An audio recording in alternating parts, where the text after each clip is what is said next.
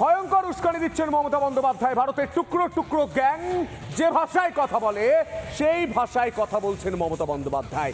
যে ভাষায় কথা বলে পাকিস্তান, যে ভাষায় কথা বলে ভারতের শত্রু দেশ, সে ভাষায় কথা বলছেন মমতা বন্দ্যোপাধ্যায়। প্রশ্ন করছি, তিনি বলছেন তাকে আঘাত করলে ভারত নাকি হেলিয়ে দেবে। মতুয়াগড় থেকে বলেছেন। দেখো, আমাকে আঘাত করলে আমি সারা ভারতবর্ষ হিলিয়ে দেবো, আমি সারা ভারতবর্ষ হিলিয়ে দেবো। একই এই ভাষায় তো কথা বলে টুকরে টুকরে গ্যাংয়ের সদস্যরা। এই ভাষায় ভারতকে হুমকি দেয় মোহাম্মদ ইউনুসের সাঙ্গপাঙ্গরা। ডিপ সেটের সুরেই কথা বলছেন মাননীয়া। ভালো করে শুনুন কি বলছেন ম্যাডাম। আমায় বাংলায় আঘাত করলে, কারণ মানুষকে আঘাত করলে আমি মনে করি আমাকে আঘাত করছে, আমাকে আঘাত করলে আমি সারা ভারতবর্ষ হিলিয়ে দেবো। এটা মাথায় রেখো। ইলেকশনের পরে আমি একটু দেশটা চষে বেড়াবো। এ তো রীতিমতো উস্কানি দিচ্ছেন মমতা। ভাবতে পারেন একজন মুখ্যমন্ত্রী এই কথা বলছেন। তবে এটাই তো প্রথম নয়, এমন উস্কানি কিছুদিন আগেও দিয়েছিলেন মাননীয়া। বাংলায় নাম বাদ দিয়ে দেখুন, ছৌ নাচ, ছৌ নৃত্য আছে এখানে, ছৌ নাচ দেখবেন। ধামসা মাদল আছে এখানে, ধামসা মাদল দেখবেন।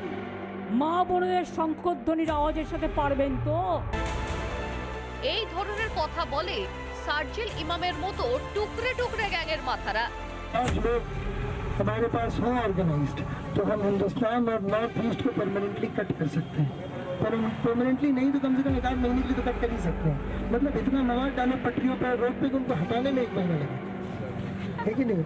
जाए एयरफोर्स से, आसाम को काटना हमारी जिम्मेदारी है। একা সার্জিল নয়, বাংলাদেশ থেকেও এই ধরনের ষড়যন্ত্র হুমকি শুনেছি আমরা। আমরা পশ্চিমবঙ্গের মমতা ব্যানার্জিকে বলবো, আপনি বাংলাকে মোদির রাজত্বের থেকে মুক্ত করে স্বাধীনতা ঘোষণা করুন। আমরা পশ্চিমবঙ্গের মমতা ব্যানার্জিকে বলবো, আপনি বাংলাকে মোদির রাজত্বের থেকে মুক্ত করে স্বাধীনতা ঘোষণা করুন। টুকরে গ্যাংয়ের ভাষায় কথা বললেন বাংলার মুখ্যমন্ত্রী মমতা বন্দ্যোপাধ্যায়। তাই কি মাননীয়ার বাংলাদেশি পুশব্যাকেও বড্ড আপত্তি? দেশে কি আগুন জ্বালাতে চাইছেন মমতা? কি ভাষা? আমরা বিধান রায়কে দেখেছি, অজয় মুখার্জিকে দেখেছি, জ্যোতি বাবুকেও দেখেছি, বুদ্ধ বাবুকেও দেখেছি। একই ভাষা আপনি ভারতকে হিলিয়ে দেবেন? গুন্ডাদের মতো ভাষা। আমি যেমন কল্যাণ মদনকে বলি রেজিস্টার্ড মাতাল, আমাদের মুখ্যমন্ত্রীকে মনে হচ্ছে রেজিস্টার্ড জোকার। ভোট রাজনীতির স্বার্থে পশ্চিমবঙ্গকে বাংলাদেশ বানানোর ষড়যন্ত্র মমতা বন্দ্যোপাধ্যায়ের। বাংলায় কি গৃহযুদ্ধের ডাক? রিপাবলিক বাংলা। নানা ধরনের কন্টেন্ট দেখার জন্য লাইক করুন, শেয়ার করুন আমাদের ফেসবুক পেজ, সাবস্ক্রাইব করুন আমাদের ইউটিউব চ্যানেল। পাশাপাশি অন্যান্য ব্রেকিং নিউজের জন্য অবশ্যই চোখ রাখুন রিপাবলিক বাংলায়।